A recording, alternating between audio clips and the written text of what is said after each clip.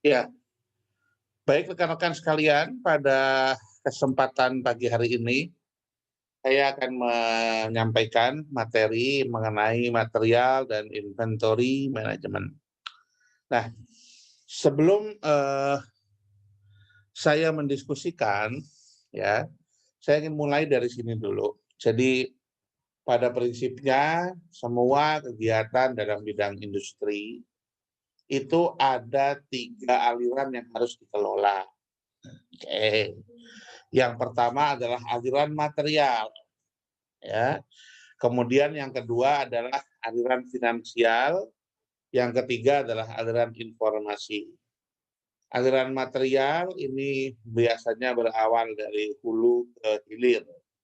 Maksudnya dalam industri apapun itu, baik industri yang memproduksi sebuah unit atau produk, maupun industri yang memproduksi sebuah jasa, pasti ada material yang terlibat. Jadi misalnya kalau kita bicara sebuah pabrik furniture, maka materialnya misalnya adalah kayu gergajian, kemudian partikel, kemudian ada cat, kemudian ada bahan-bahan seperti paku dan lain sebagainya, ada dempul dan lain sebagainya. Itu merupakan material. Di mana material ini kita dapatkan dari supplier. Ya, kita harus beli kayu dari supplier, beli cat juga dari supplier, dempul, lem semua kita beli. Kemudian dari supplier itu masuk ke gudang pabrik kita, kemudian dari gudang pabrik kita itu kemudian masuk diproduksi, kemudian setelah produknya jadi dalam bentuk misalkan furniture, baru furniture-nya itu kita antar kepada konsumen. Nah, proses transformasi dari bahan baku, kayu dan lain sebagainya menjadi sebuah furniture itu pada prinsipnya adalah aliran material. Jadi material itu awalnya dari hulu, dari supplier, kemudian kita produksi di dalam, kemudian kita antar ke konsumen. Itu yang disebut dengan aliran material. Itu contoh kasus industri yang sifatnya memproduksi unit atau produk. Untuk yang jasa sama, jasa itu apa contohnya? Jasa itu contohnya apa? Hotel, ya. Jasa pendidikan kita di kampus. Jasa pendidikan di kampus juga ada materialnya. Apa itu materialnya? Alat tulis di kampus kan kalau kuliahnya nanti sudah tidak dari, sudah seperti biasa tatap muka, kita perlu spidol, kita perlu kertas untuk ujian, untuk laboratoriumnya kita perlu bahan-bahan untuk praktikum gitu ya. Terus juga misalnya kita butuh printer, tintanya untuk ngeprint dan lain sebagainya, itu juga material. Jadi walaupun industri jasa juga memerlukan material. Hotel juga sama. Hotel apalagi di situ ada material buat membersihkan kamar, ada untuk makan di hotel, kemudian ada untuk apa namanya, misalnya pengharum ruangan dan lain sebagainya. Jadi pada prinsipnya aliran material itu akan selalu ada. Nah, satu aliran material ini harus kita kelola dengan baik ya dalam industri itu. Tapi yang kedua selain aliran material juga adalah aliran finansial. Nah, aliran finansial atau aliran keuangan ini streamnya kebalik. Kalau aliran material itu biasanya dari hulu ke hilir, sedangkan aliran finansial itu dari hilir ke hulu. Kenapa? Karena uang itu berasal dari konsumen. Konsumen membayar, masuk ke perusahaan, sebagian untuk operasional, baru sebagian untuk membayar supplier. Jadi sifatnya dari hilir ke hulu aliran finansial itu. Nah, yang terakhir itu adalah aliran informasi. Aliran informasi itu sifatnya bisa dua arah. Bisa dari hulu ke hilir, bisa dari hilir ke hulu. Nah, sifatnya aliran informasi ini adalah supaya setiap departemen dan unit kerja itu memperoleh informasi yang tepat sepanjang waktu, sehingga mereka bisa mengambil kebijakan, bisa mengambil keputusan yang tepat berdasarkan data yang tersedia, begitu ya, dari aliran informasi tersebut. Nah, di sini pentingnya teknologi informasi, sistem informasi itu membantu supaya aliran informasinya lancar. Kali ini kita akan membicarakan manajemen material dan sistem persediaan. Itu berarti kita akan membicarakan adalah pada aliran material.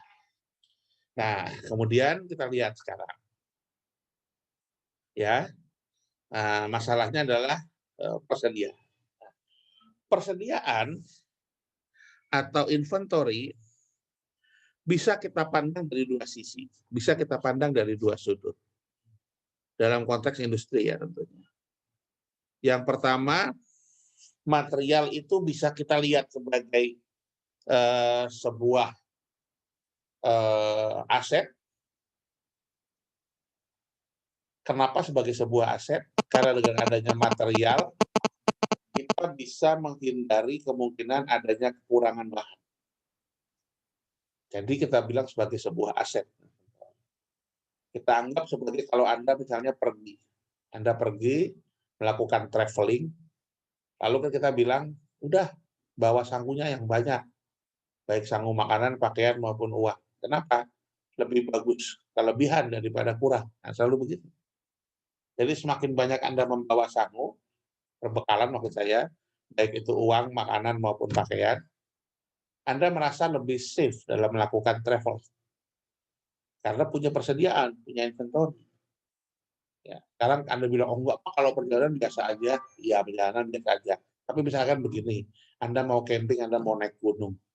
Anda mau camping, Anda mau naik gunung, mau hiking, dan itu perbekalan itu menjadi penting. Ya, jadi itu satu. Ya. Satu sisi kita bisa menganggap inventory itu sebagai sebuah aset. Ya. Tetapi di lain pihak, perbekalan atau inventory itu juga bisa dianggap sebagai beban. Ya. Bisa dianggap sebagai beban. Mengapa beban? Karena begini, kalau Anda naik gunung, kemudian bawa ransel, terlalu banyak bawa perbekalan, Anda bepergian juga terlalu banyak bawa perbekalan, jadi berat.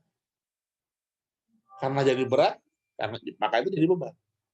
Dalam konteks industri, jadi biaya. Kenapa biaya? Karena Anda perlu punya gudang yang besar. Anda perlu taruh orang untuk jaga gudang itu. Gitu kan? Belum kalau barang-barang yang di gudang itu barang-barang yang mudah rusak. Seperti kalau pabrik-pabrik kimia yang di gudang itu adalah bahan-bahan kimia.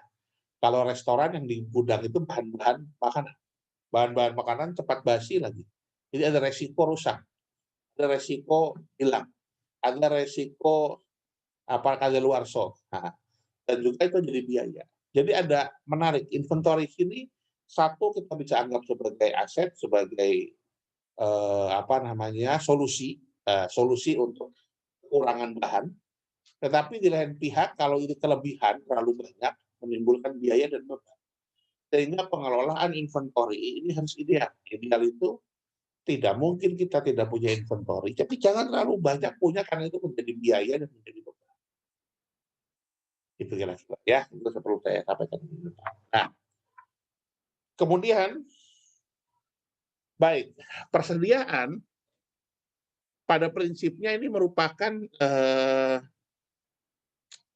sumber daya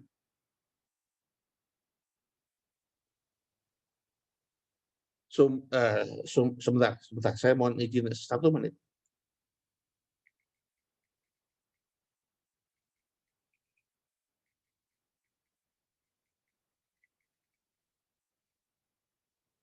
Nah, baik, saya teruskan.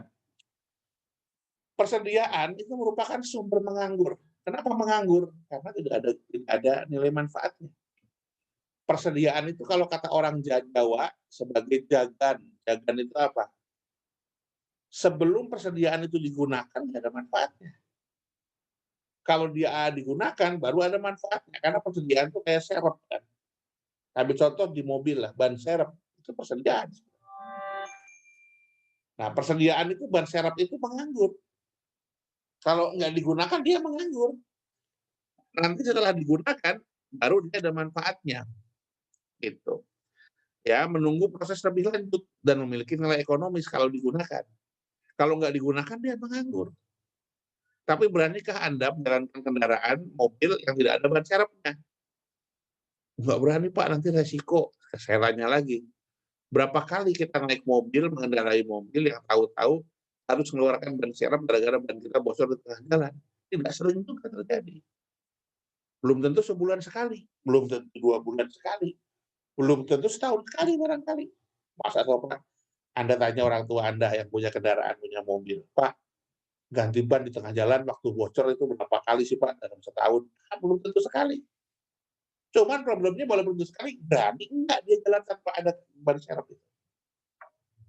Nah ini dia. Ya, oke. Tapi kalau ban serep tidak membuat biaya ada di mobil, tapi kalau di perusahaan kita naruh barang, harusnya harus ada gudang, harus ada biaya simpan. Nah, ini yang kemudian menjadi. Nah, jadi pada prinsipnya sediaan ini sumber daya, aset, tetapi menganggur. Ya, menganggur sebelum dia digunakan. Oke. Nah, manajemen persediaan yang baik itu harus bisa menekan biaya persediaan. Artinya persediaannya tidak terlalu banyak, tetapi cukup memadai untuk keadaan-keadaan darurat di mana kita memerlukan tambahan persediaan. Ya, kira-kira begitu. Nah, kok malah ke belakang langsung. Oke. Kemudian tipe persediaan. Tipe persediaan dalam transformasi fisik, tadi saya ambil contoh mebel ya, furniture ya, dari kayu, kemudian digergaji, kemudian jadi lemari. Persediaan itu biasanya ada 3 bagian, 3 jenis di sebuah pabrik atau di sebuah industri. Ada yang disebut sebagai persediaan raw material atau bahan baku. Raw material itu bahasa Indonesianya bahan baku. Material kasar atau bahan baku kayu gitu ya, itu raw material. Kalau di perusahaan pakaian tadi raw materialnya apa? Kain. Kalau di perusahaan apa namanya garment kain, maka raw materialnya adalah apa? Raw materialnya adalah kapas misalnya kayak gitu ya, untuk benang. Nah, jadi raw material itu bahan baku, bahan mentah. Tetapi ada juga persediaan yang sifatnya work in process. Apa yang disebut dengan work in process? Persediaan yang sudah masuk di pabrik tapi belum selesai. Misalnya, oh itu saya masih punya lemari sama set kursi, Pak. Kalau Bapak nggak mau yang ini masih ada lagi, masih. Cuman yang itu belum jadi, Pak. Belum di finishing. Nah, itu kira-kira yang disebut dengan work in process. Belum jadi, belum di finishing. Kalau industri jasa, Pak, ada rumah makan. Rumah makan itu kalau work in process itu kira-kira ayam goreng yang sudah diungkep, tetapi belum digoreng. Tapi sudah matang. Kalau ada orang pesan tinggal digoreng lagi sedikit satu supaya hangat. Nah, ini yang disebut work in process. Kemudian ada persediaan yang barang sudah jadi. Ya, barang sudah jadi itu artinya barang yang siap dikonsumsi. Nah, konsumsi itu artinya bukan berarti dimakan ya, tetapi siap digunakan oleh end user atau pengguna akhir. Ya, kalau di pabrik kita lihat barang-barang sudah siap untuk dipasarkan. Ya. Pak, apakah setiap pabrik memiliki 3 jenis persediaan ini? Belum tentu. Ada barangkali yang tidak memiliki raw material, ada barangkali yang tidak memiliki. Tergantung jenis perusahaannya. Kok begitu, Pak? Iya. Perusahaan yang memiliki 3 jenis inventory ini hanyalah perusahaan yang memang mengadakan transformasi dari bahan baku sampai dengan produk jadi. Untuk perusahaan-perusahaan yang sifat transformasinya tidak utuh, maka persediaannya juga tidak belum tentu sebanyak atau selengkap perusahaan yang melakukan transformasi dari bahan baku menjadi barang jadi. Kita ambil contoh kalau Anda berada di pabrik, bukan pabrik, gudang untuk perusahaan marketplace seperti Tokopedia atau Lazada atau Shopee atau Bukalapak dan lain sebagainya. Mereka punya gudang, pasti punya. Gudang mereka isinya apa? Ya persediaan, Pak. Persediaannya apa karakteristiknya? Jawabannya persediaan barang jadi. Betul, karena mereka tidak melakukan transformasi. Karena Lazada, Tokopedia, Bukalapak itu tidak melakukan transformasi bahan baku menjadi barang jadi. Dia adalah perusahaan dagang. Maksudnya perusahaan dagang itu kulakan, ambil barang jual, ambil barang jual. Karena ambil barang jual, ada beberapa barang yang ada di gudangnya Tokopedia, tapi ada beberapa barang yang tidak ada sama sekali. Dia hanya untuk masalah pembayaran. Nanti tendernya yang akan mengirimkan barang itu ke kita. Ya, jadi begitu. Jadi setiap perusahaan ada inventory, belum tentu tiga-tiganya ada, tapi pada prinsipnya ada 3 jenis inventory inilah. Ya. Nah, sekarang pengelolaan inventory yang paling complicated seperti apa? Pengelolaan inventory yang complicated itu ya ada semua jenis inventory dengan karakteristiknya yang berbeda-beda. Itu perusahaan seperti apa, Pak, yang pengelolaan inventory-nya paling complicated, yang paling kompleks? Jawaban saya perusahaan-perusahaan seperti rumah sakit. Loh, kok rumah sakit? Kita lihat. Rumah sakit itu punya persediaan apa? Obat-obatan. Oke. Obat-obatan itu kan bukan cuma tablet kapsul, ada juga yang sirup, ada juga yang serum, ada vaksin. Nah, cara menjaga obat-obatan itu juga khusus. Untuk obat-obatan yang sifatnya dry medicine, tablet, kapsul, granulat, dan lain sebagainya, itu tempatnya tidak boleh lembab. Makanya kadang-kadang lemari obat itu seperti lemari fotokopi. Harus dikasih lampu dalamnya supaya dia tidak lembab. Tetapi ada beberapa obat atau serum atau obat batuk, sirup gitu, yang harus dimasukkan ke dalam freezer karena tidak boleh lebih dari 5 derajat. Sehingga harus dimasukkan dalam kulkas yang memiliki freezer. Nah, berarti harus sendiri lagi tuh jenisnya, kan gitu ya. Nah, kemudian rumah sakit juga biasanya memiliki alat-alat kesehatan. Seperti apa itu alat-alat kesehatan? Macam-macam, instrumen-instrumen untuk ngecek darah, tensimeter, mikroskop, atau segala macam. Di mana itu menyimpannya juga tidak boleh lembab, tidak boleh menjamur. Jadi perlu ada sendiri juga metode penyimpanan. Oke, nah itu contohnya kan. Nah, itu rumah sakit tuh baru dari sisi alat kesehatan sama obatnya aja udah macam-macam. Belum lagi misalkan ada oksigen, ada CO2, ada natrium, pakai tabung-tabung gas yang itu flammable, mudah terbakar, mudah meledak, harus khusus lagi. Terus rumah sakit punya rawat inap. Punya rawat inap itu seperti hotel. Berarti dia punya kamar-kamar dan sebagainya. Itu perlu persediaan apa? Perlu persediaan bantal, sarung, kasur yang disebut linen. Semuanya itu dia harus punya persediaan. Dan pengelolaan persediaan untuk proses rawat inap ini juga tidak mudah. Kenapa? Karena orang sakitnya macam-macam. Ada sakit yang ringan, yang berat, yang menular, tidak menular. Ada sakit yang kalau dalam bahasa Jawa bilang orang itu kadang-kadang merasa agak apa ya istilahnya agak agak gimana ya kalau lihat orang sakitnya sakit muntaber, sakit apa, mungkin ojorok lah begitu. Bagaimana kita membersihkan bekas-bekas eh, tempat tidur, sarung bantal, apa pasien-pasien yang mungkin penyakitnya macam-macam dan menular. Itu juga penanganannya sangat berbeda. Gimana kalau penyakit HIV/AIDS, gimana kalau COVID dan lain sebagainya. Ya, itu penanganan inventory-nya nggak sederhana. Terus kemudian juga namanya rumah sakit rawat inap pasti ada makanan. Nggak mungkin makanannya itu nggak mungkin catering. Pasti harus dimasak sendiri. Kenapa? Karena mungkin orang yang sakit diabetes nggak boleh makan manis, yang udara tinggi nggak boleh makan banyak garam, yang kena asam urat nggak boleh makan terlalu banyak protein, yang kena kolesterol nggak boleh terlalu banyak makan lemak. Jadi diet makanan setiap pasien itu bisa berbeda. Nggak mungkin kita samakan dengan catering. Jadi kita harus masak sendiri. Karena itu rumah sakit juga punya gudang bahan makanan. Nah ini bahan makanan yang setiap hari belanja, yang life cycle-nya, siklus hidupnya cepat kadaluarsa. Jadi Anda bisa bayangkan, belum lagi mohon maaf, bahan-bahan, barang-barang, sisa operasi, sampah-sampah material, organik, anorganik. Kalau operasi sesar apa, bekas operasi itu, taruh di mana? Oke, sih. Maksud saya rumah sakit itu kelihatannya sederhana, tetapi dalam inventory management itu one of the most complicated industrial institutions in terms of inventory management itu adalah hospital.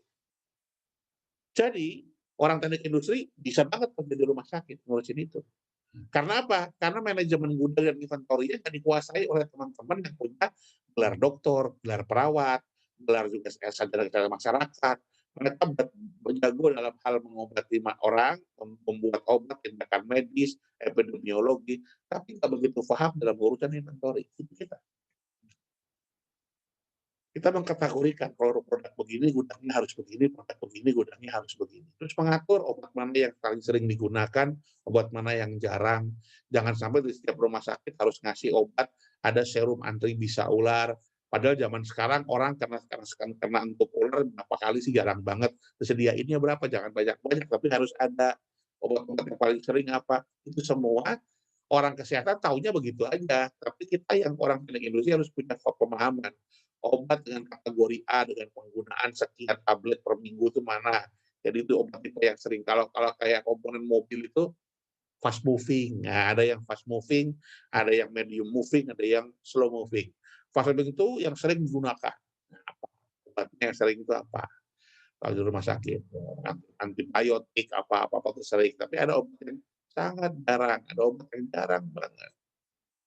Nah, itu yang kita yang bisa memahami itu. Jadi itu contoh bagaimana kompleksnya pengaturan manajemen persediaan. Tapi dalam PPI ini kita nggak akan go to detail seperti itu karena nanti itu akan dipelajari di pada mata kuliah perencanaan dan pengendalian produksi secara lebih rinci. Oke, nah berikutnya tipe inventory atau persediaan ini juga bisa dilakukan. Persediaan ada dalam lingkungan perusahaan, tapi juga bisa ada yang di luar perusahaan. Misalnya di distributor, ya. Kita membuat suatu raw material ini datang, kemudian setelah selesai ada distributor kayak Unilever, kemudian Procter and Gamble, Johnson and Johnson, Gillette. Itu mungkin produknya ada gudangnya tidak harus di pabrik, tapi di distributor. Nah, kenapa? Karena mungkin dari distributor nantinya mau diambil ke Indomaret, ke Alfamart, tapi di distributor setiap provinsi dia punya gudang dan itu sudah dilepas dari pabrik. Makanya inventory ini bisa berada di internal ataupun juga eksternal. Oke, sebentar.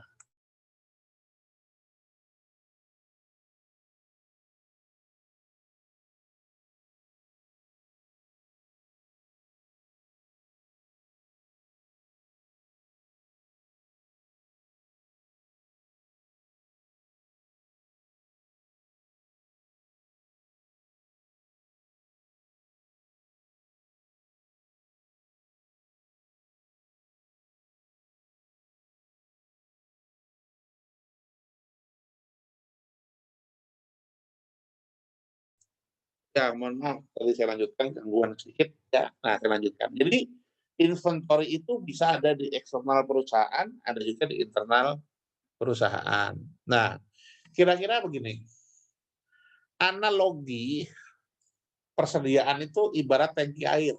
Oke ya, tangki air. Bak lah tangki air. Ini saya analogi. Nah, eh, di atasnya tangki air atau bak ini ada keran, ya, ada keran yang itu apa namanya akan memasukkan air ke tangki itu. Nah, keran ini kita sebut sebagai supply rate. Tahu ya supply and demand. Supply itu apa namanya ya persediaan, supply, persediaan, supply itu produksi, demand itu permintaan.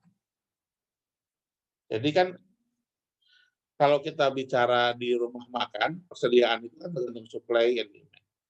Supply itu ibaratnya supply itu ibaratnya kalau kita dagang itu kulaan. Misalkan Anda dagang batik, dagang batik kulaannya di pasar Klewer apa di Beringharjo. Berarti kan Anda melihat persediaan di Beringharjonya bagaimana suplai batiknya, bagaimana permintaan orang-orang terhadap batik Anda yang jual. Ada dua kan, jadi produksi, supply, dan permintaan. Jadi selalu ada begitu. Nah, permasalahannya sekarang kadang-kadang supplier barang kita itu juga rate-nya, tingkatnya itu tidak tetap. Tahu maksudnya tidak tetap. Jadi kadang-kadang batik jenis apa gitu ya, misalkan batik cetak atau batik tulis ya agak susah batik tulis itu kita cari di pasar Beringharjo dan pasar Klewer Solo, kadang-kadang ada banyak, tapi kadang-kadang juga sedikit. Kita ambil, kita packing ulang, kita jual secara online. Nah, ternyata juga dari sisi online, penjualan online juga kadang-kadang pembelinya banyak, kadang-kadang pembelinya sedikit.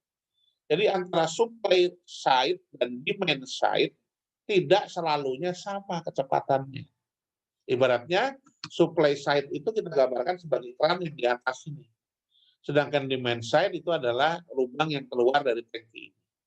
Logikanya maksud saya, kalau kecepatan dan debit air yang masuk ke tangki ini di supply side ini sama dengan debit air dan kecepatan air yang keluar dari luar tangki ini demand side, kira-kira perlu nggak tangki ini?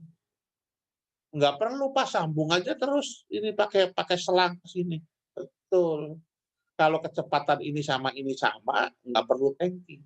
Tapi kadang-kadang kalau di sini macet, air pumpnya macet, nggak ada, tapi kita butuh buat mandi, buat cuci, gimana kira-kira? Ya harus ada tandon Pak, harus ada persediaan, atau sebaliknya kan. Sebaliknya bagaimana? Eh, Persediaannya nggak ada, tapi airnya ngosor terus, kan disimpan. Tapi kalau pas airnya mati, yang minta air banyak, airnya turun. Itu sama dengan waduk. Persediaan kira-kira begitulah. Persediaan kira-kira begitu. Jadi intinya adalah untuk menjaga stabilitas yang diakibatkan karena ketidakstabilan yang ada pada sisi demand dan sisi supply. Ya, dan sangat jarang, hampir tidak mungkin kalau saya tidak mengatakan begitu, bahwa dalam perusahaan industri demand dan supply itu pasti stabil. Hampir jarang. Ya, jarang sekali kejadian bisa seperti itu. Nah, cuman problemnya kalau persediaan ini banyak, persediaan ini terlalu banyak, atau tangki yang kita buat ini terlalu besar, tangki yang terlalu berat, yang kita buat itu terlalu besar, itu biaya besar kan? Loh iya, kenapa Pak? Ya jelas aja kita buat tangki yang besar, buat biayanya besar. Biaya pemeliharaan tangkinya juga besar. Jadi intinya adalah persediaan itu, kalau bisa tetap ada persediaan untuk shock breaker. Shock breaker itu kadang-kadang ketika supply side-nya lebih tinggi, dia naik. Ketika demand side-nya lebih tinggi, dia akan turun. Kan shock breaker naik turun. Tapi kalau nggak ada persediaan, antara supply side dan demand side tidak sama, bisa berhenti operasional. Ya kan? Coba ya tadi kayak kasusnya air. Anda nggak punya tandon air, cuma ngandelin PDAM. PDAM-nya macet, nggak bisa mandi Anda. Tapi kalau ada tandon air, PDAM kalau dulu di tandon. Begitu PDAM-nya macet, ada perbaikan gara-gara pipa bocor, masih bisa mandi karena kita masih punya persediaan. Itu ya. Jadi itulah fungsinya persediaan. Tapi besar-besar buat tandonnya, kenapa biayanya mahal? Nah, kira-kira begitu, Bah. Kira-kira. Jadi kita harus mengukur volume. Kira-kira persediaan optimalnya itu berapa? Tangki yang optimalnya berapa? Jangan terlalu besar, jangan terlalu kecil. Kira-kira begitu. Gambaran analoginya. Oke. Nah, persediaan itu pada prinsipnya perlu karena apa? Karena adanya ketidaksinkronan antara demand dan supply. Ya. Nah, kemudian dampak dari persediaan itu biasanya adalah ketiga departemen ini yang paling penting. Nah, yang pertama adalah pemasaran. Pemasaran ini terutama untuk persediaan barang jadi. Maksudnya apa? Kalau Anda mau memasarkan barang, itu kan syaratnya barangnya harus ada yang dipasarkan. Jangan sampai Anda memasarkan barang, barangnya belum ada. Cuma janji omongan aja. Nah, sehingga biasanya orang-orang marketing itu menghendaki kalau kita suruh jualan dengan cara yang cepat, suruh jual dengan cara yang rapid, maksudnya segera menjual dengan jumlah yang banyak, tolong persediaan barangnya harus ada. Jangan sampai kita jual terus tapi nggak ada barangnya. Sehingga diperlukan adanya persediaan barang jadi. Nah, tapi berikutnya harus hati-hati bahwa persediaan ini juga memiliki dampak dengan bagian finansial. Kalau apa? Dua-duanya. Kalau misalnya persediaannya ini terlalu banyak, di situ ada biaya simpan, biaya pemeliharaan barang, maka biaya untuk persediaan itu menjadi lebih tinggi. Jadi bagian keuangan itu pengennya persediaan kecil apa tinggi? Pengennya persediaan kecil. Supaya biaya persediaannya juga lebih murah. Tapi bagian pemasaran menginginkan persediaan barang jadi Itu banyak, supaya dia bisa enak jualannya. Nah, bagian operasional ini apa? Persediaan apa? Spare part. Untuk apa? Maintenance, perawatan, pemeliharaan. Spare part juga itu bagian dari inventory. Makanya banyak. Nah, kalau bagian spare part di pabrik kayak kita di rumah gitu, kira-kira kalau bolamnya mati harus ada serep gitu loh. Karena kalau bola mati nggak ada serep, mengganggu di rumah. Harus ada batu baterai lah beberapa supaya kalau ada remote TV, remote AC-nya mati, bisa langsung diganti. Nah, kalau nggak ada persediaan operasional, begitu ada hambatan, maintenance kacau. Nah, jadi biasanya kalau seperti itu apa? Dalam konteks persediaan ini di perusahaan, ada beberapa departemen yang menginginkan persediaannya itu banyak. Ada juga departemen yang menginginkan persediaan itu sedikit. Ya, intinya begitu. Oke, nah ini kita lihat. Departemen-departemen pemasaran, produksi, pembelian, personalia itu menginginkan persediaan banyak. Tapi departemen keuangan dan departemen teknik menginginkan persediaan itu kecil. Karena itu manajemen persediaan ini nggak bisa dipasrahkan, dilepaskan begitu saja kepada departemen-departemen tersebut. Tapi harus dikelola di tingkat manajemen yang lebih tinggi dalam bentuk kebijakan persediaan perusahaan. Karena kalau departemen-departemen diserahkan seenaknya mengenai kebijakan persediaan, kenyataannya ada beberapa departemen yang lebih menguntungkan bagi dia untuk persediaan itu yang kecil. Tapi ada beberapa departemen yang mengharapkan persediaan itu banyak. Ya, nah, oke. Ya. Kemudian manfaat persediaan. Nah, ya, manfaat persediaan yang pertama itu adalah untuk pengaman. Pengaman dari apa? Dari ketidakpastian bahan baku, pengiriman bahan baku oleh supplier. Kalau Anda menjadi pabrik kertas yang sehari-hari tugasnya membuat buku, LKS, undangan, block note, kemudian nota-nota begitu. Terus suplai kertasnya terhambat, maka produksi Anda terhambat. Makanya biasanya Anda perlu persediaan, sehingga kalau sumber kertas Anda hari ini tidak ada, Anda masih punya kertas di gudang yang bisa dimanfaatkan untuk berproduksi, bisa berjalan. Jadi yang jelas inventory itu untuk pengaman. Ya. Nah, berikutnya menjaga fleksibilitas jadwal operator dan juga independensi terhadap operasi. Semakin banyak persediaan, maka dari sisi produksi itu akan semakin fleksibel. Maksudnya fleksibel itu gimana? Ya orang kalau mau nggak masuk 1-2 hari nggak mengganggu, karena masih punya persediaan. Tapi kalau nggak ada persediaan, Anda punya pegawai 1-2 hari nggak masuk, repot sekali. Ya. Nah itu gambarannya seperti itu. Ya, dan lain sebagainya ya, itu manfaat-manfaat.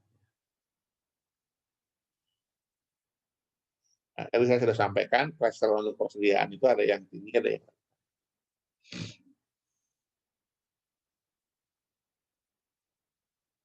oke. Nah, terus bagaimana kita menilai persediaan? Bagaimana kita menilai persediaan? Kita menilai persediaan itu bisa dengan metode FIFO, LIFO, atau biaya rata-rata juga yang lain. Nah, maksudnya apa? FIFO, LIFO. FIFO itu first in, first out. LIFO last in, first out. Logikanya kalau di gudang itu maunya barang yang masuk gudang pertama kali, ya barang itu yang akan dipakai pertama kali. Tapi kan kenyataannya nggak mesti. Nah, nggak mesti begitu. Tetapi pada prinsipnya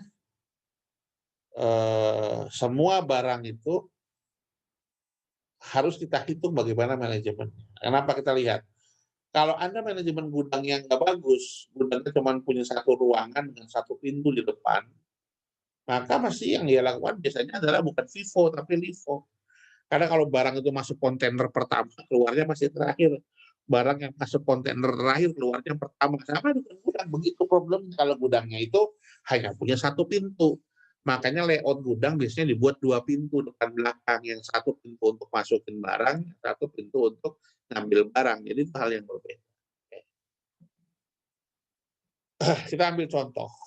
Ya, apakah FIFO-LIFO itu menjadi perbedaan dalam konteks biaya? Misal, pada tanggal 1 Januari, kita mencatat memiliki persediaan awal 100 dengan harga per unitnya 1.100. Maka total biayanya 110.000. Nah, ini yang pertama. Tanggal 1 Januari. Kemudian pada tanggal 25 Januari, kita menambah persediaan kembali. Pembelian ya dengan jumlah 350, harganya 1.200 dengan total biaya 420.000. Ya, jadi lebih tinggi jauh. Pada tanggal 26 Februari kita beli lagi barang supplier yang jumlahnya 250 dengan harga per unitnya 1.250. Total biayanya 312.500. Pada tanggal 28 Maret ada lagi pembelian itu ya sebanyak 300 unit dengan harga paling mahal 1.400. Sehingga total biayanya itu ada 420. Nah, dari bulan Januari sampai bulan Maret, kalau kita total jumlah yang kita beli itu adalah 100 ditambah 350 ditambah 250 ditambah 300. Yaitu adalah 1.000 unit. Nah, tetapi 1.000 unit ini kita peroleh dengan harga yang berbeda-beda. Kalau di total biaya yang dibutuhkan untuk membeli semua itu adalah 1.262.000. Ini biaya total. Nah, sekarang kita lihat pada akhir bulan Maret ini ya, ini kan 1.000 unit ya awalnya jumlah. Tapi pada akhir bulan Maret dinyatakan persediaannya hanya tinggal 220. Pada akhir bulan Maret dikatakan persediaannya hanya tinggal 220 dari 1.000 yang dimiliki. Berarti yang kepake berapa? Yang kepake 780.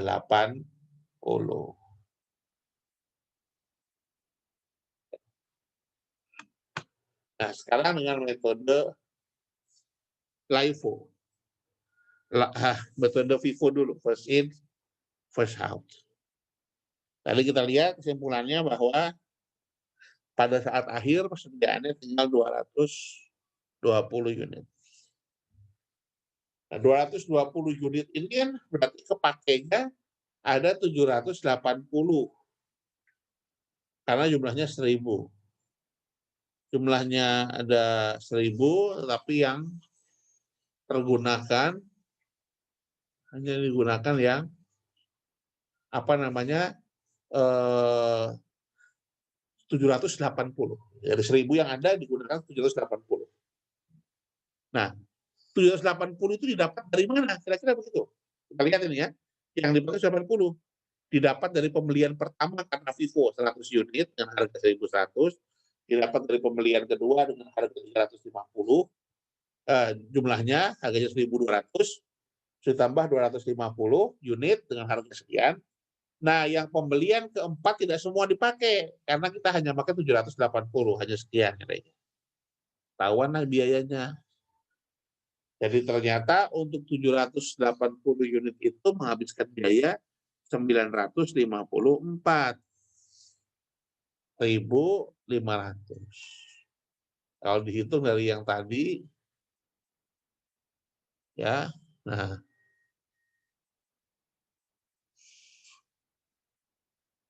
oke, 126.500 dikurangi nilai ini,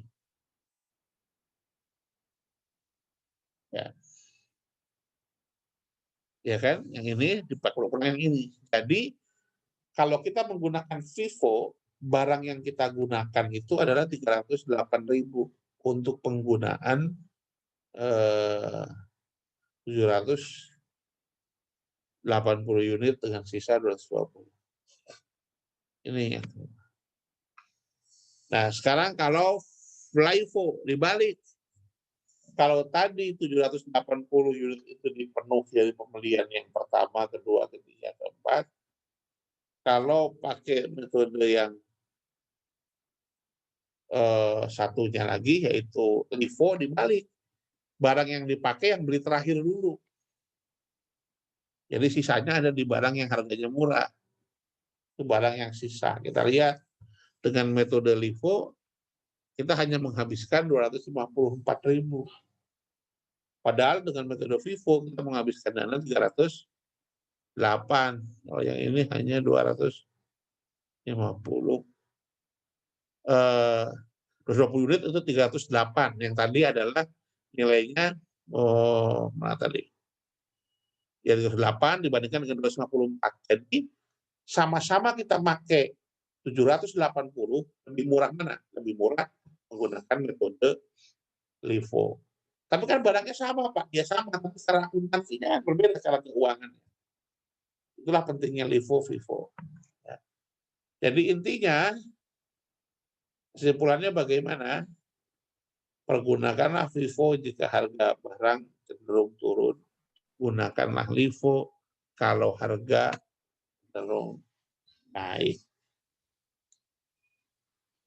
Supaya apa? Supaya pembukuan keuangannya bagus, sehingga perusahaan bisa memiliki profit yang lebih tinggi, ya, karena pembukuannya lebih akurat. Pak, apa kita itu nggak ngurangin karena nilainya jadi lebih murah secara rupiahnya, karena pembukuan, padahal sebenarnya sama saja.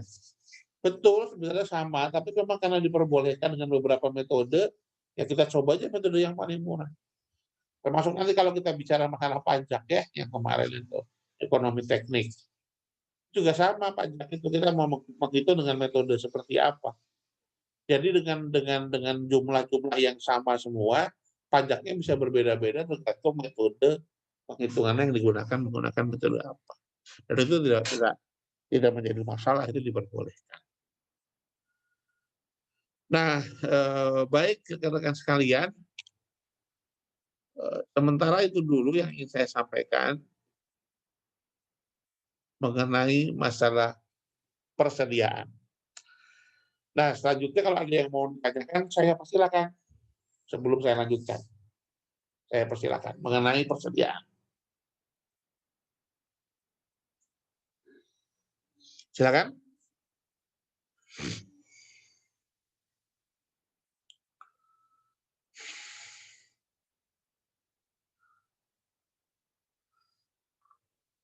Intinya itu ya, untuk masalah persediaan.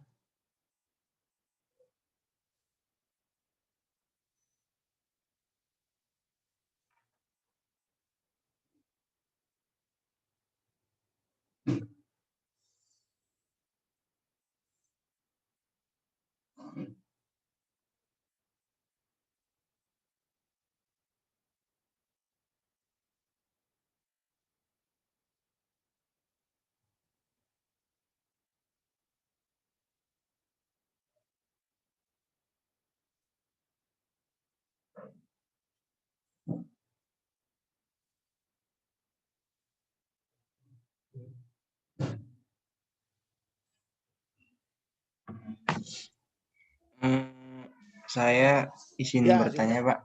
Silakan. Assalamualaikum warahmatullahi wabarakatuh. Nama saya Ibnu Syarfi Fadilah. Saya ingin bertanya, Barang konsinyasi itu termasuk itu, Pak. Masuk dalam apa namanya? Persediaan. Persediaan gitu. Iya, Pak. Barang konsinyasi dikeluarkan dari persediaan. Nah, kenapa? Karena begini. Saya bilang ini karena perbedaan status. Kalau bukan barang konsinyasi, barang yang ada di tempat Anda sudah menjadi milik Anda kan? Jadi kalau belum digunakan, disimpan di gudang menjadi barang milik Anda kan ada biaya simpannya, betul ya? Nah, kalau barang konsinyasi itu artinya barang titipan. Barang titipan itu artinya walaupun barangnya ada di tempat Anda, pada prinsipnya barang itu tetap milik orang yang menitipkan itu. Akan berubah menjadi barang Anda pada saat itu laku terjual. Nah, kira-kira gitu. Jadi misalnya gini, konsinyasi, saya buka toko, ada orang nitip barang, konsinyasi. Konsinyasi itu nitip barang. Barang itu punyanya siapa? Punyanya orang yang nitip. Bener nggak? Punyanya orang yang nitip, bukan punya saya. Tapi kalau ada yang beli, harus itu punya saya. Sehingga yang dibayar hanya yang terjual. Tapi kalau bukan konsinyasi kan Anda bayar dulu. Misalkan saya mau nitip ke warung Bapak nih, tahu 10.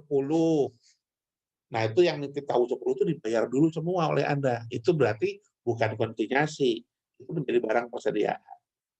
Kalau konsinyasi kan enggak, Pak, saya titip gorengan 10. Titip bahasanya. Jadi kalau gorengannya enggak laku, Anda enggak harus bayar. Anda hanya membayar yang laku. Itu namanya konsinyasi. Karena itu tidak ada resiko persediaan barang. Tapi kalau Anda tadi tahu Anda bayar dulu penjualnya, itu nggak laku, basi Anda rugi. Itu ada resiko karena Anda beli tahunya 10 biji, Anda jual yang beli ke tahu ke Anda cuma 8, yang 2 habis. Yang 2 bukan habis, yang 2 nggak kejual. Bisa difahami, Mas? Baik, Pak, bisa, Pak. Terima Ya, kasih, Pak. jadi konsinyasi itu bukan persediaan. Oh, Karena iya, nggak ada baik. biayanya, gitu ya, nggak ada Iya, resiko. Pak. Ya, Baik, Pak. Makasih, Pak. yuk. Yang lain silakan. Pak, izin bertanya. Silakan. Perihal tadi yang analogi tentang tangki air, Pak. Ya. Kalau misalnya kan apa sih namanya itu yang masuk ke dalam tangki air kan disebut eh, supply chain ya, Pak. Bukan supply chain, supply Apa? aja. Supply aja ya. Aku Nah, kalau makasih. misalnya yang Ya. yang masuk ke dalam itu kan biasanya kalau misalnya memerlukan penampung otomatis lebih besar kan daripada outputnya. Iya. Kenapa kita nggak bisa bikin outputnya lebih banyak aja, Pak, meskipun kecil gitu? Bukan masalah nggak bisa, memang sistemnya kadang-kadang nggak memungkinkan. Sekarang kalau misalnya Anda punya rumah makan, ya, Anda punya rumah makan, gimana Anda menjamin orang yang beli ke rumah makan Anda selalu lebih banyak dari barang yang Anda beli dari pasar? Kan kalau barang-barangnya udah habis, orang juga nggak bisa beli ke tempat Anda. Misalkan, saya mau beli apa, Pak? Beli nasi goreng, wah habis, Pak, bumbunya habis, itu gimana? Oh iya, Pak. Iya. Jadi, karena masalahnya mungkin hari ini yang beli nasi goreng 10 piring gitu kan. Anda kurang. Besok Anda tambahin, besok yang beli nasi goreng cuma 5. Karena jumlah di demand itu kan nggak bisa tetap, Mas. Nah, berbeda, ini saya bilang ya, berbeda untuk jenis perusahaan yang demand-nya itu berdasarkan pesanan. Misal, tukang jahit. Tukang jahit itu kan orang pesan dulu, baru Anda buat. Maka semua inventorinya bergantung dari yang pesan. Itu bisa inventorinya minimal. Atau malah mungkin bisa tanpa inventory kalau modelnya pemesanan. Tapi kalau barang-barang yang dijual bukan berbasis pada pemesanan, kita jual-jual aja, nggak bisa. Karena berarti yang sisi yang di bawah itu, sisi demand orang yang mau beli, jumlahnya kadang banyak, kadang sedikit. Supply-nya juga sama, kadang-kadang sedikit, kadang-kadang banyak. Jadinya perlu ada persediaan itu. Begitu. Ya, jelas ya, Mas? Jelas, Pak. Ya, ada lagi yang lain? Saya mau nanya, silakan. kalau hutang tuh termasuknya ke inventory atau bukan, Pak? Hutang bukan lah. Bukan lah. Enggak Pak, Kalau dalam hutang itu hal bukan ini saya yang menghutangi gitu Pak. bagaimana? Iya, dalam hal ini saya yang memberikan hutang gitu Pak. Sekarang begini, yang disebut persediaan itu kaitannya sama demand dan supply. Kalau utang kan uang. Kalau uang itu kaitan dengan demand dan supply-nya gimana? Masa uang itu mau Anda jual lagi? Oke, Lain, oke, Pak, Mas. baik Pak. Lain. Iya, Kan oke. kalau inventory itu kan masalahnya kita punya inventory untuk memenuhi demand kan? Paham ya? Iya Pak. Ya, kalau uang kan, nah, masa uang itu mau dijual? Karena gini, uang itu bukan komoditas. Uang itu bukan komoditas. Jadi jangan dianggap uang itu sebagai barang. Kayak kemarin saya bilang pada saat kuliah ekonomi teknik tuh. Kalau Anda menganggap uang itu sebagai komoditas dan barang, itu yang tidak syariah. Maka nilai uang jadi naik turun, ada inflasi dan sebagainya. Uang itu bukan barang, uang itu alat tukar. Nah, alat tukar itu artinya saya mau barang, saya tukar dengan uang segini. Tapi uang itu sendiri adalah bukan komoditas. Karena kalau uang itu dianggap sama dengan barang, berlaku hukum supply and demand. Ya, so kayak barang sekarang. Maksudnya gini supaya saya jelaskan. Barang kalau supply-nya banyak, yang beli sedikit, jadi murah atau mahal? Coba jawab. Jadinya murah Pak. Murah ya. Sebaliknya, kalau yang supply sedikit tapi yang mau banyak, Mahal Pak. jadi mahal. Kira-kira kalau uang boleh nggak digitukan? Sekarang misalnya, yang sedia dolar banyak, yang butuh dolar sedikit. Harga dolar jadi mahal atau jadi murah? Jadi murah Pak. Nah, sebaliknya, yang sedia dolar sedikit, yang butuh dolar banyak. Harga dolar jadi murah atau jadi mahal? Jadi mahal Pak. Nah, saya bilang, itulah Mas, kalau uang jadi komoditas, maka nilai uang nggak tetap. Oke, Paham Pak. ya? Nah, Paham, Pak. jadi artinya yang tadinya Anda dulu bisa beli nasi goreng dengan harga 10.000, sekarang nggak bisa lagi. Yang harusnya kalau kita bicara ekonomi syariah nggak boleh begitu. Karena itu memindahkan aset orang lain tanpa usaha. Hilang di situ gara-gara nilai uangnya turun atau naik. Paham ya, Mas? Oke, Pak, paham, Pak. Oke, ya yang lain silakan. Mau tanya Pak, kalau Ya. persediaan jasa itu gimana Pak? Prinsipnya sama tidak Pak? Persediaan jasa apa, kasih contoh. Prinsipnya sama. Kalau prinsipnya sama. Makanya supaya Anda mungkin lebih paham, contoh apa? Maksudnya Anda pengen apa, perusahaan apa gitu. Nanti saya kasih tahu. Saya kasih tahu. Misalnya perusahaan jasa apa? Jasa mungkin apa ya Pak? Kurir mungkin Pak. Ya, kurir kan juga butuh persediaan, butuh bahan bakar, motornya butuh spare part. Ya, benar nggak? Terus juga butuh persediaan untuk kertas-kertas kerjanya, tinta, printer, sama, kan? Bisa dipahami? Ya Pak, bisa. Nah, Kalau maksudnya lebih ke tenaga kerja gitu Pak. Misalnya Pak, kayak tukang bangunan mungkin kayak gitu Pak. Misalnya ada yang misalnya ada sebuah proyek targetnya segini, tapi ada yang sakit atau gimana gitu Pak. Itu bagaimana Pak? ya satu hal yang ingin saya sampaikan, namanya persediaan itu barang ya. Yang disebut dengan persediaan itu sifatnya barang. Artinya barang itu, baru pun itu nanti akhirnya perusahaan yang jasa, tetap dia perlu persediaan barang. Jadi persediaan itu tahu tadi bukan berarti persediaan itu uang lain nanti kemana. Maksudnya gini, kalau Anda bilang persediaan uang itu mata kuliahnya bukan persediaan namanya, tetapi cash management, anak ekonomi yang belajar. Yang tadi nanya masalah duit ya, Pak persediaan uangnya ada berapa? Itu bukan anak teknik industri yang bahas. Itu adalah nama mata kuliahnya adalah cash management, bukan inventory management. Inventory itu barang. Nah, kalau orang, yang membahas adalah manajemen sumber daya manusia. Kenapa? Karena orang dengan barang juga hal yang berbeda. Jangan dianggap orang itu sama dengan barang. Jadi agak berbeda karakteristiknya, karena yang disebut persediaan itu barang. Tapi kalau Anda bilang persediaan orang itu bukan barang. Sekarang masa kalau perusahaan pegawainya ada 100, kalau yang mau beli sedikit dipecati. Nanti kalau ada yang pembelinya banyak ditarikin lagi. Terus nggak laku jualannya dipecatin lagi, kan nggak bisa begitu, Pak. Ya kan? Tapi kalau barang kan bisa. Wah, saya lagi nggak laku nih, lagi sedikit, saya stoknya dikit aja. Boleh kan? Stoknya lagi sepi, pembelinya lagi sepi, saya stoknya sedikit. Tapi kalau Anda anggap orang itu sebagai barang, nanti akhirnya kalau pembeli lagi sepi, saya pecat sebagian orangnya, dirumahkan. Nah, nggak bisa. Jadi manajemen persediaan nggak bisa disamakan dengan inventory, dengan persediaan manusia atau manajemen sumber daya manusia. Karena apa? Karena sumber daya manusia itu bukan barang. Dan orang bilang manusia disebut sumber daya itu sudah keliru sebenarnya. Kalau barang iya sumber daya, tapi kalau orang itu bukan sumber daya. Orang itu aset.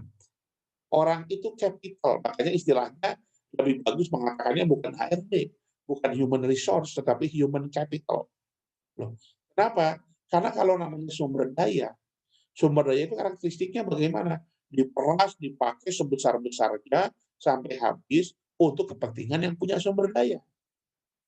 Contohnya apa? Mobil, kalau untuk usaha angkot, usaha travel, usaha rental. Mobil itu sumber daya, barang. Jadi mobil itu akan digunakan secapek-capeknya. Untuk apa? Untuk cari duit. Kenapa ya? Karena mobil itu adalah sumber daya. Kalau saya di pabrik percetakan, sumber dayanya apa? Mesin. Mesin itu akan saya peras, saya gunakan terus untuk apa? Untuk barang sumber daya. Kalau saya sebagai dosen, sumber daya saya apa? Alatnya, alat produksinya. Alat produksi seorang dosen itu apa? Komputer kan? Untuk ngajar, untuk buat paper, untuk kerjaan yang lain. Maka pasti laptopnya dosen itu lebih sering dipakai dibandingkan laptopnya orang-orang yang misalkan kerja di kelurahan gitu. Itu sumber daya. Tapi kalau orang dianggap sumber daya, maka orang itu akan diperas sampai habis, kasih bayaran yang kecil. Sehingga sekarang istilahnya bukan lagi sumber daya, tapi human capital. Orang itu adalah aset. Karena aset harus dihargai, diperlakukan seperti layaknya kekayaan. Seperti apa kekayaan itu? Kalau Anda punya sepeda motor bagi Anda berbeda karakteristiknya dengan sepeda motor bagi tukang ojol. Sepeda motor bagi tukang ojol itu barang produksi. Mesin produksi, dia akan genjet itu motor sebisa-bisanya supaya dapat untung. Tapi kalau Anda punya motor, katakanlah CBR 150, itu bukan barang produksi. Yang Anda lakukan motor ini bangun tidur, dipoles, kehujanan dikit, dilap, ya kan? Habis dicuci hujan, aduh, barusan dicuci hujan, motornya taruh rumah, ada hujan-hujanan, ya kan? Kenapa? Karena motor itu merupakan kekayaan, aset bagi Anda. Sama seperti orang tua, mohon maaf, orang tua Anda semua. Anda itu asetnya, kekayaannya. Jadi kalau sakit, ya cariin dokter yang bagus. Mau sekolah, dicarikan sekolah yang bagus. Kenapa? Karena Anda bukan sumber dayanya orang tua, Anda asetnya orang tua. Nah, begitu juga kita sebagai perusahaan memperlakukan karyawan mestinya begitu. Jadi agak berbeda konteksnya, gitu ya, antara manajemen SDM dengan manajemen persediaan. Bukannya beda total, enggak, tapi enggak persis sama, karena manusia itu bukan barang.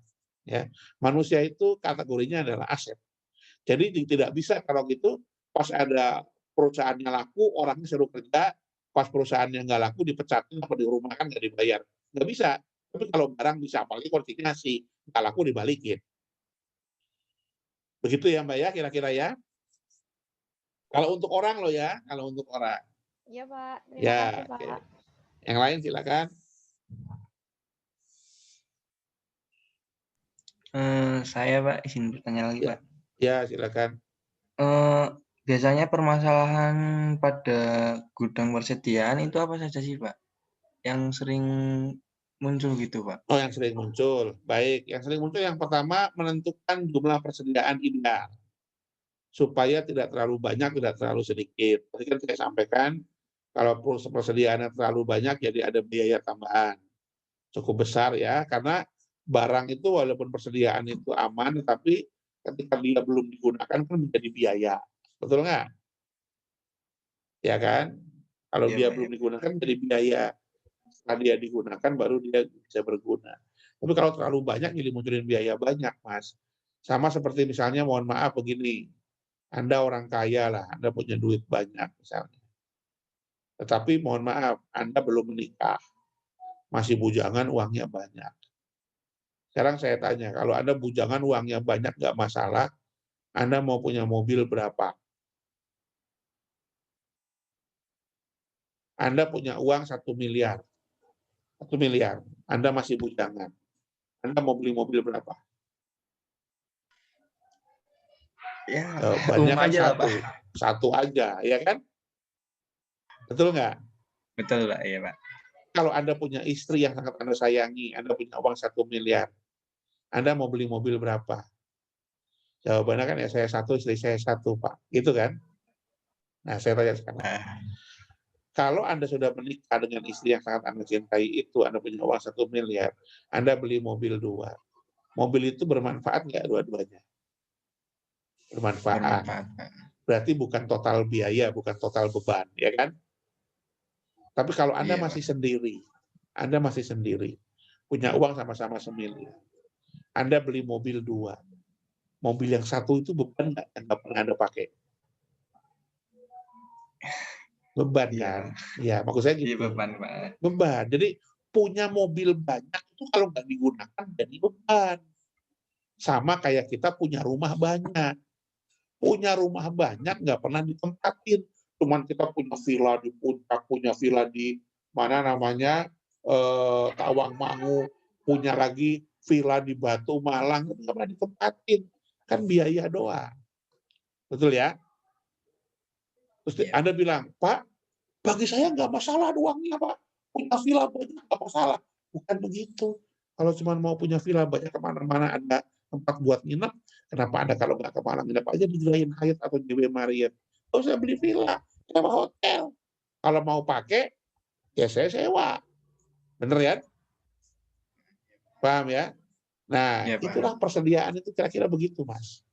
Jadi masalah terbesarnya itu adalah kita harus yakin barang itu berapa. Supaya tidak terlalu banyak biayanya, tapi juga manfaatnya ada bagi perusahaan. Itu masalah yang pertama. Oke? Di Iya, Pak. persediaan gudang. Yang kedua, menjaga barang-barang di gudang itu tidak turun nilainya, tidak rusak. Susah juga kalau kita punya barang persediaan pas mau digunakan udah rusak. Terutama untuk barang-barang yang sifat usianya itu pendek life cycle-nya. Kalau Anda punya rumah makan, usaha rumah makan, maka persediaan bahan makanan itu nggak boleh banyak-banyak, makanan cepat basi. Kan begitu? Iya kan? Harus belanja ke pasar kalau bisa tiap hari. Tapi kalau belanja beras, barangkali bisa seminggu sekali. Tapi belanja sayur, mayur, apa semua setiap hari supaya fresh. Kan gitu kalau di rumah makan. Jadi yang kedua adalah masalahnya menjaga supaya persediaan itu tidak rusak kalau di gudang. Kemudian yang ketiga, akurasi data antara persediaan dan aktualnya. Jangan sampai di sistem bilang barangnya masih ada 5, pas dihitung tinggal ada 4. Itu beberapa contoh permasalahan yang biasanya terjadi di gudang. Kok bisa Pak? Bisa jadi 4 padahal adanya 5? Ya mungkin aja. Kan orang gudang itu belum tentu paham seperti yang di pabrik. Saya ambil contoh. Anda bekerja di pabrik otomotif, di pabrik mobil. Tetapi Anda bukan orang pabriknya, di bagian gudang. Kalau orang pabriknya pasti ngerti ini part-part ini untuk mobil apa. Nah, sekarang kalau di gudang, ada bentuk spion, Anda bayangin spion mobil ya, bayangin spion mobil. Yang bentuk kanan kirinya sama persis, karena bisa dibalik-balik. Kan ada spion mobil yang cuma nempel di pintu gitu, bisa dipasang di kanan, bisa dipasang di kiri. tinggal dibalik. Nah, kalau orang yang gudang mungkin nggak paham apakah ini yang kanan apa ini yang kiri. Nah, tapi orang yang di pabrik tahu, pas diminta ngambil kamu salah ngambil. Harusnya yang buat kanan kamu ambilin yang buat kiri misalnya. Kan kalau orang gudang belum tentu paham karena dia nggak ngerjain proses perakitan mobilnya. Jadi masalah-masalah seperti itu kadang-kadang akhirnya jadi stoknya nyeretnya nggak pas gitu. Itu Mas ya kira-kira ya. Ya baik Pak, terima kasih Pak. Satu lagi terakhir, kalau ada yang menanyakan saya persilakan. Satu lagi. Pak, mau tanya lagi. Ya, Kan tadi dikatakan bahwa persediaan itu kan bisa menjadi biaya. Nah, ya, apakah persediaan juga bisa menjadi investasi, Pak? ya bisa. Justru persediaan itu kan saya bilang tadi aset. Bisa jadi aset, bisa jadi biaya. Aset itu bagaimana misalnya? Saya ambilkan contoh. Saya ambilkan lagi contoh begini. Anda di perusahaan pengeboran batu bara. Anda bayangin dulu ya, batu bara. Yang kerjanya di tengah hutan, di dalam gunung. Yang tugasnya adalah menggali batu bara, mengeruk batu bara. Menggunakan alat-alat bur, keruk, ekskavator yang gede-gede itu. Nah, Anda tahu alat untuk ngebor itu, batu bara menghancurkan itu semua. Itu nggak mungkin kalau kita datangin peralatan itu dengan cepat dan mudah. Kenapa? Karena operasi tambang batu bara itu biasanya di tengah gunung, di tengah hutan. Untuk bawa barang itu ke dalam aja susah. Dan yang jual alat-alat seperti itu tuh nggak banyak. Di Indonesia itu produsen alat-alat berat itu cuma ada 2. Trakindo Utama sama United Tractors. Trakindo Utama itu yang memproduksi alat-alat seperti Komatsu, Sakai, Hitachi, Mitsubishi, Backhoe, bulldozer begitu. Sedangkan United Tractors itu Amerika punya yang alat-alatnya itu mereknya tulisannya Caterpillar. Nah, mata bor itu akan menggali tanah untuk mencari batu bara ataupun mengebor minyak. Itu bisa rusak kapan saja mata bor itu. Kenapa? Tergantung kekerasan tanah yang dibor. Di mana kita nggak bisa tahu di dalamnya itu keras apa enggak. Kalau kita ngebor, tanahnya lunak terus, maka drill bit, mata bor yang ujung itu bisa tahan lama.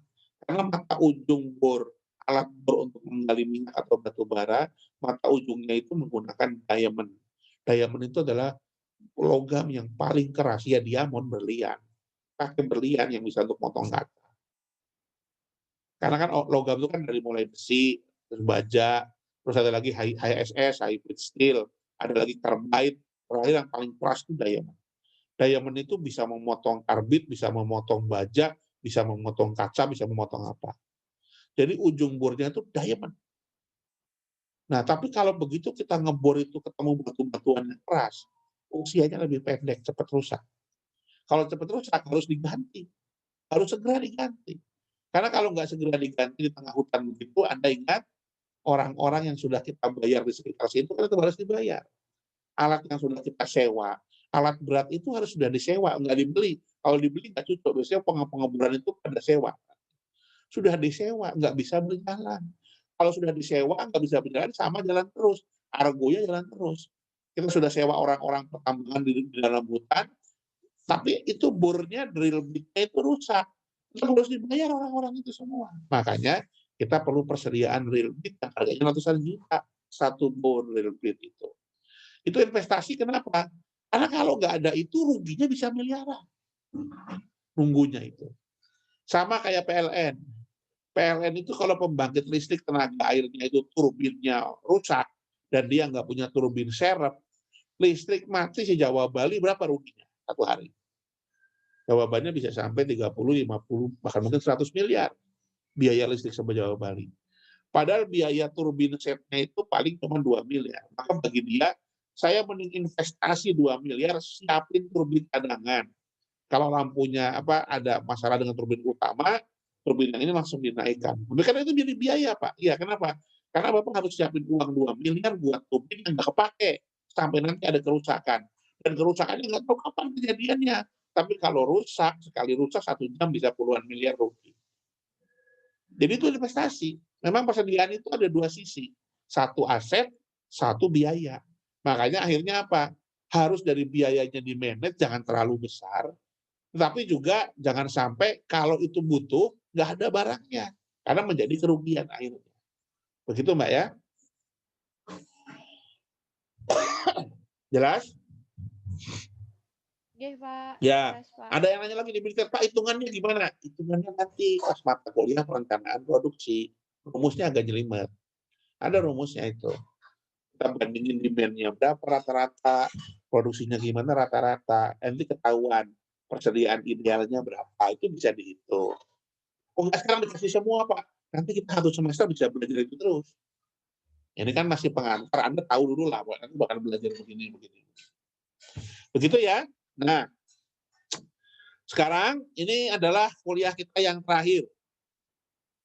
Setelah ini kita akan ujian, ujiannya langsung 2 kali, jadi UTS dan UAS. UAS-nya pada tanggal 27 Januari, kalau nggak salah, di jadwal ujian. Anda bisa lihat isiannya. Pada tanggal 27 Januari itu adalah UAS. Nah, UTS-nya saya ganti dengan tugas, tapi tugasnya bukan kelompok, tapi tugasnya adalah individual. Tugasnya apa? Nah ini saya sampaikan. Tugasnya untuk PTI ini tugasnya Anda akan saya berikan satu nggak usah paper. Ini aja tugasnya begini. Buatlah satu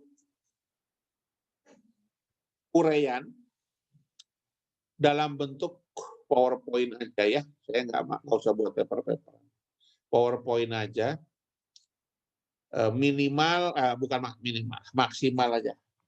Maksimal 20 slide. Maksimal 20 slide. Ya. Yang isinya, topiknya adalah tantangan teknik industri ke depan. Nah, topiknya itu judulnya terserah Anda. 20 slide di luar halaman pertama cover yang isinya adalah judul dan nama mahasiswa. Topiknya, temanya adalah tantangan teknik industri ke depan. Anda bisa aja nanti buat judul tantangan teknik industrian dalam era industri 4.0. Tantangan teknik industri pasca pandemi, nggak boleh aja. Pokoknya intinya temanya begitu. Ya, temanya begitu. Tapi syaratnya setiap uraian yang Anda buat, PowerPoint yang Anda buat, judul yang Anda buat, tidak boleh sama antara satu dengan yang lainnya. Sehingga Anda harus koordinasi dengan ketua kelas. Yang sudah punya judul langsung booking ke ketua kelas, saya mau ambil ini. Tidak boleh sama. Itu tugasnya. Tugas ini dikumpulkan dalam waktu 1 minggu. Jadi minggu depan dikumpulkan pada hari, sekarang hari apa sih? Dikumpulkannya pakai tanggal aja ya, dikumpulkan tanggal 20. Tanggal 20 ya, tanggal 20 atau seminggu dari sekarang. Sekarang hari Kamis, berarti Kamis depan, tanggal 21. Dikumpulkannya hari Kamis depan. Ya. Jadi Anda booking ke ketua kelas, dibuat PowerPoint-nya, lalu PowerPoint-nya itu Anda convert ke PDF. Ketua kelas nerima file PDF-nya dari Anda semua. Ya, file PDF-nya dituliskan dengan tulisan UTS garis bawah _NIM. UTS _NIM. Nah, itu nama filenya. Dikirimkan ke ketua kelas. Nanti ketua kelas menggabungkan semuanya, kirim ke saya dalam bentuk RAR atau zip dengan nama file UTS PTI. Yang kelas A ditulis UTS PTI A, jadi UTS underscore PTI underscore A, yang kelas B UTS underscore PTI underscore B. Kirimkan melalui email ke saya. Nah, dikirimkan melalui email ke sayanya, dikasih waktu sama saya untuk mengompilasi itu setengah hari. Jadi Anda mengumpulkan semua mahasiswa mengumpulkan ke ketua kelas pada hari Kamis jam 10 pagi maksimal. Nah, ketua kelas mengumpulkan kepada saya maksimal hari Kamis malam jam 9, jam 21. Ya, mengirimkannya. Nah, kemudian kalau yang untuk UAS-nya gimana Pak yang tanggal 27? Saya kasih soal kalau itu. Saya kasih soal, nanti soalnya saya mungkin via grup aja. Nanti silahkan dikerjakan, nanti dikumpulkan lagi. Nah, itu teknisnya nanti akan saya sampaikan lewat grup. Begitu, ada yang ingin ditanyakan dulu untuk UTS dan UAS-nya? Cukup ya? Jelas ya? Ada yang ingin ditanyakan dulu? Jelas? Oke, kalau nggak ada yang ditanyakan, saya anggap jelas. Terima kasih atas perhatiannya. Nanti saya forward materi terakhir ke grup ya. Begitu, terima kasih. Assalamualaikum warahmatullahi wabarakatuh. Waalaikumsalam. Waalaikumsalam warahmatullahi